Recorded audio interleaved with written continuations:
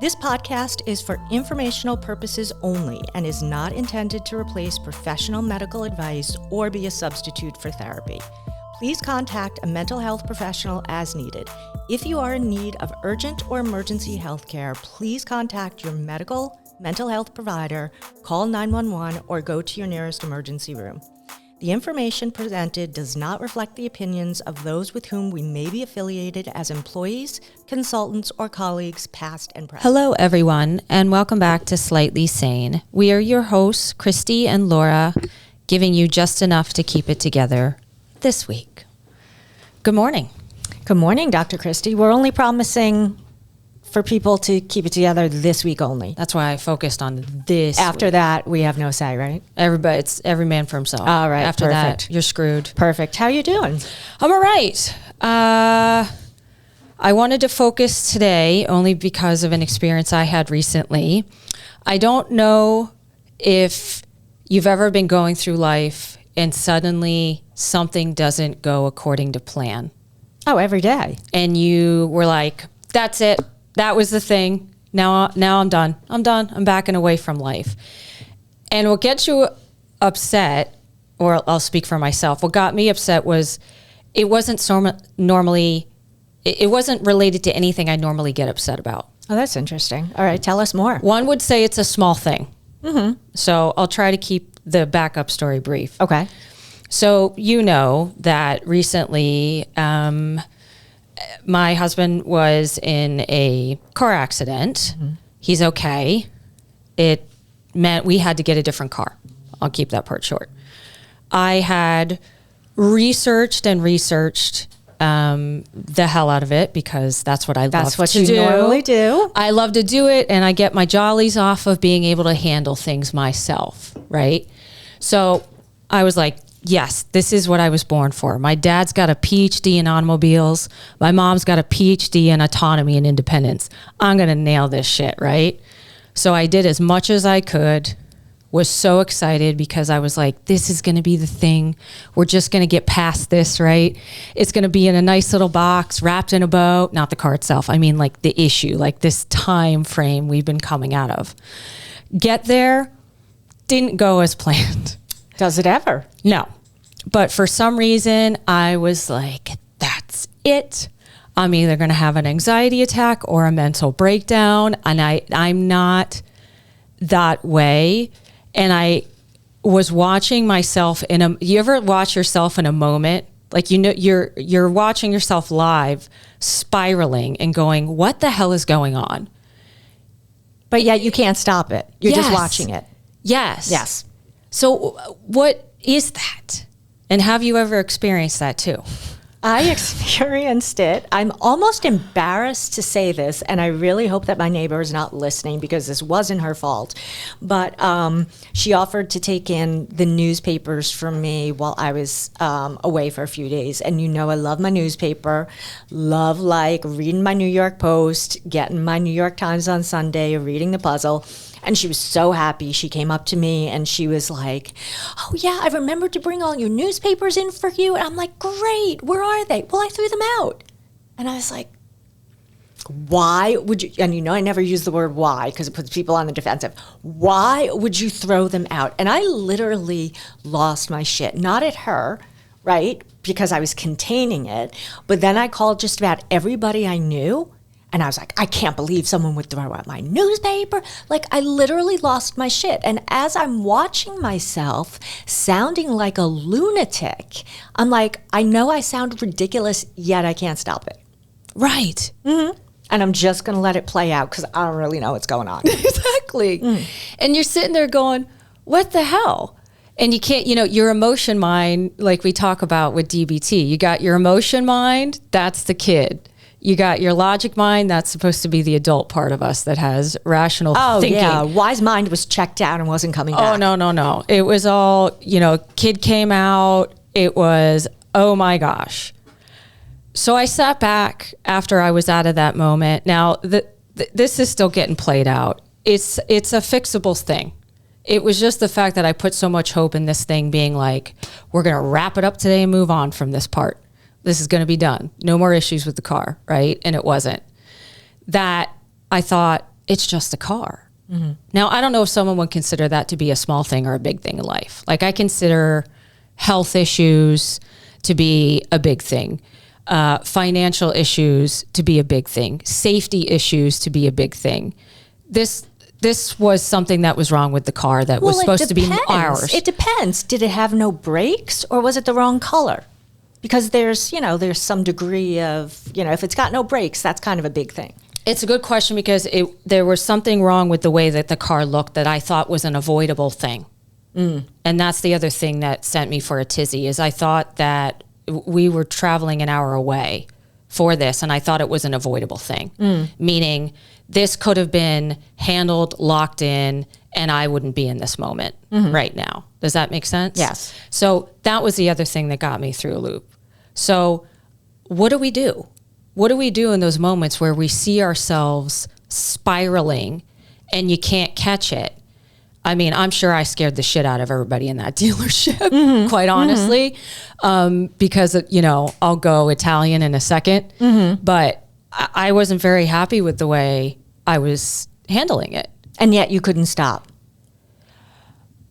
I mean, theoretically, you probably could, right? But in the moment, it was just going too fast that it would have taken a lot of energy for you to stop it. Yeah, because maybe people have experienced where once your emotion mind starts to, like an eclipse, go over logic and your anxiety kicks in, you're not thinking like a regular person.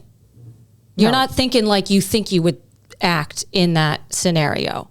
So disappointments in life and the small things. What I realized was, and this is where I'm going to get to the point for other people, there are things that we can do with it. Now, the first thing I did was I reached out for support. I mean, he was there, but I wanted to handle it, and I was upset about the fact that I had to, have him handle the situation. But I reached out to my girl, you know who that is, and her response was, you can't control this happening. You have to remind yourself that you did what you could to not get to this moment. But there's still moments in life that are out of our control, and we have to accept that. There's nothing you can do. She said that? Yeah. I like her. There's nothing you can do to control this. And the moment's gone. Like, the moment happened. Now you just have to move to, what are you going to do about it? Which is where, again, I then said, okay, you're right. I got to lock it in. I got to focus on the solutions, because this happened. I can't go back in time and stop this moment from happening. So wait, so here's a question though.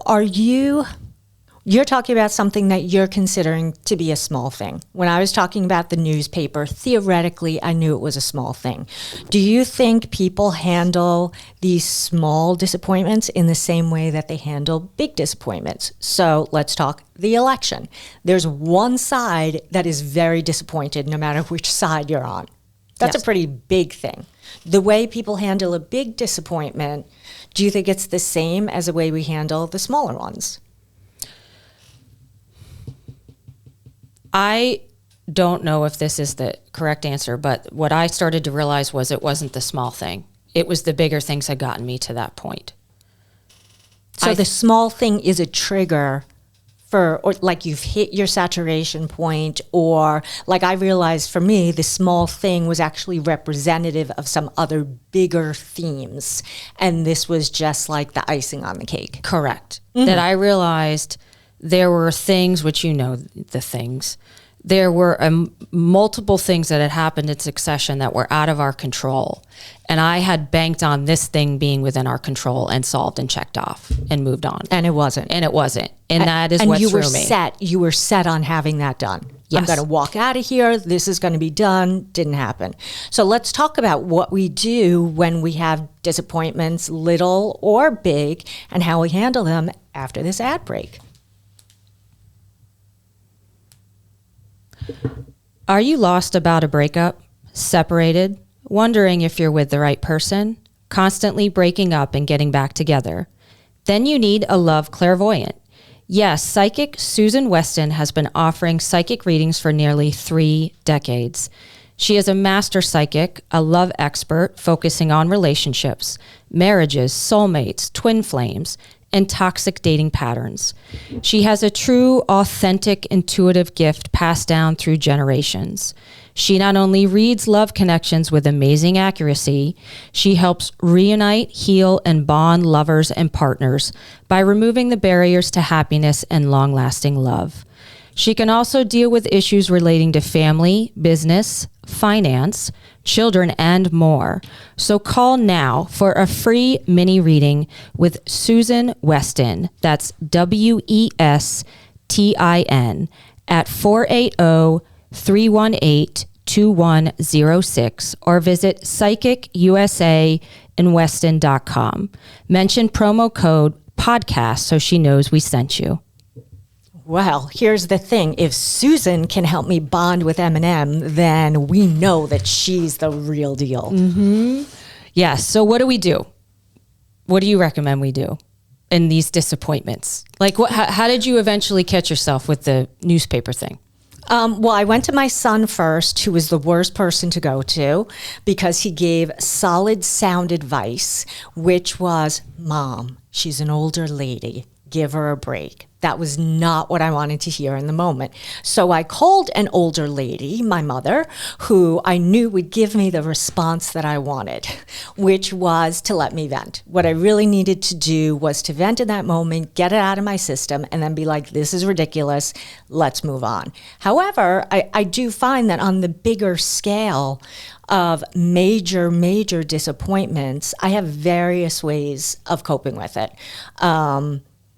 A lot of times I will go ahead and think of all the things that could go wrong so that I'm already prepared for them.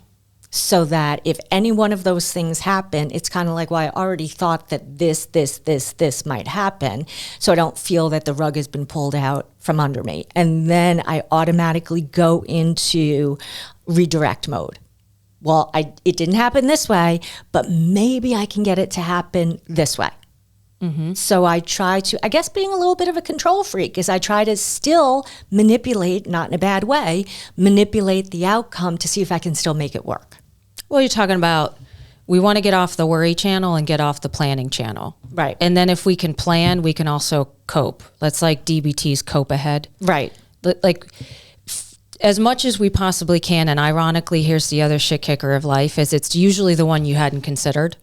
Isn't that great? I hadn't considered this was the thing that was going to happen, just so everybody knows. Mm-hmm. Trust me, in my head, you knowing me, I'd planned the 5,000 ways this was going to go sideways. It's always the one you didn't plan for. But now I know. Mm-hmm. That's the one thing I would say to take away from it when this stuff happens and we're thrown through a loop is you can still find solution in it. You can still go, okay, next time, here's now what I'm going to do differently in case this happens. Because how are you supposed to know ahead of time? Like we get so upset with ourselves because we have these expectations of things going a certain way. And when they don't, then we're upset with ourselves about how we responded to it. Now, there's obviously degrees of grace that we can all have with ourselves. But at the same time, there's no... You can't consider every possible scenario that's going to go wrong. Yeah, sometimes expectations are a killer. So, in some situations, I just fly by the seat of my pants. You know how I buy a car, yes, right? That's why I wanted to bring this up. Yes, I buy a car. I go online. I see what color it is, see that it's a Honda Civic or something like it, call the dealer, say, I want it to have Apple CarPlay. I want the brakes to work. I want it to be this color. Write up the paperwork, can I pick it up tomorrow? And that's it. Yeah, you don't F around. No, because I really don't care. So if I had expectations, it's got to look like this, it's got to drive like this, it's got to do like this, I will probably be disappointed because in my dream world, I really want a white BMW. But I'm getting a little blue Honda Civic, which I love it, but I'm not going to be spending a lot of time and effort on something that in the grand scheme of things, to me, is not that big a deal. Now, if it were my white BMW, I might be a little bit more checking off the boxes with something. So, the dealer was shocked. I wouldn't even test drive it. I'm like, I don't care how it drives. It's new. You said it works. I believe you. If it doesn't work, I'll bring it back. Ooh, you must trust them a lot. How are they going to send me a car that doesn't work? I know. I look naive. I look very naive. But don't they give you a receipt? If it's broken, I'll just bring it back and they fix it. I love you, man. I mean, that's the best thing I've ever heard. I wish I could approach it that way. Just keep your receipt. If you keep the receipt, you can return it. Like it's a valet ticket. Wait, you gave me back the wrong car. But yes, you do what you can about it, accept the rest. But that is why I brought up the car scenario in particular, is because it just happened. And I do know your approach with it, and I do appreciate your approach with it. But that is why I consider it to be a small thing. Mm-hmm. Is because, like you said, what are we talking about here at the end of the day? But I stepped back and realized it was the other bigger things that had happened that got me to this moment. And that I think is the major take-home point in all of this, is the fact that if we're not taking care of ourselves on a daily basis and we're letting things build up, it will be the small thing that sets you over the edge. Mm-hmm. Absolutely. So I know with my situation with the newspapers, I had just flown from New York. I was in New York all weekend, which was fine. It was a great trip. But I hate the New York to Florida trip. It's the wheelchair brigade where everybody says that they're handicapped and then miraculously they can all walk by the time they get off the plane, right? So there are just all of these people who are faking it, which annoy me. They're packing the planes, right? My luggage, who knows where my luggage winds up sometimes. And then I have to get in the car and then drive home. The Easy Pass isn't working. It was just one thing after the other that all I was thinking that was trying to get me through was, I'm going to go home, sit, relax, read my newspapers, because that's my relaxing thing, and I will regroup. And then I was like, that was taken away from me in a dastardly way. Mm-hmm. That got to me. Yeah, see, that makes sense. Mm-hmm. That makes and it was all these little things. I mean, we all have a line, I feel like, right? There's the pile of the stuff that we can deal with, and then there's that thing that you're just like, nope, that's it. Crosses you over. I've hit my level. I'm done, and I got to back away from this right now. But I mean, you did the same thing I did, which is reach out to your support in that moment, because sometimes when we're reaching out to people, they can reset us. Why? Because they're not in the same moment we are in. Mm. They're literally not in the same moment we are in. So having that person to call to reset and refocus on it, they're not in emotion mind. No, they're not. Taking deep breaths, I know it sounds silly, but the deep breath, diaphragmatic breath, which some of us have heard of. This is going to sound ridiculous, and I would have loved to do it just to watch the reaction of the dealership. So diaphragmatic breathing, singing, and dancing. Love those. Are immediately will speak to the amygdala, which is the thing that kid part of the brain that's causing the spiral in the first place, if that makes sense. Why? Because that equation doesn't make sense. If I'm so upset and worried about this, why am I singing? If I'm so upset about this, why am I skipping around right now? Mm-hmm. That doesn't make sense, and your brain will reset because of it, because it's confused about what the hell is going on. The other thing we could do is that you want to reframe it. Sometimes we're all or nothing in our thinking. There's a lot of that scenario. If we pick the moment that I knew that another car had to come into the picture to the moment, there were a lot of things that were done well. There were also a lot of things that the dealership did well. There were. But we tend to think because it didn't go the way that we wanted it to, it didn't go well and at all. And that's not true. We do have to sit back and reframe and go, there were things that were done effectively. There were things that I did do effectively, instead of just focusing on, again, that one grain of sand in the whole moment of sand that happened and judging it based on that. Take some perspective. Yep. I also love, I've gotten into the habit when I'm upset of pacing.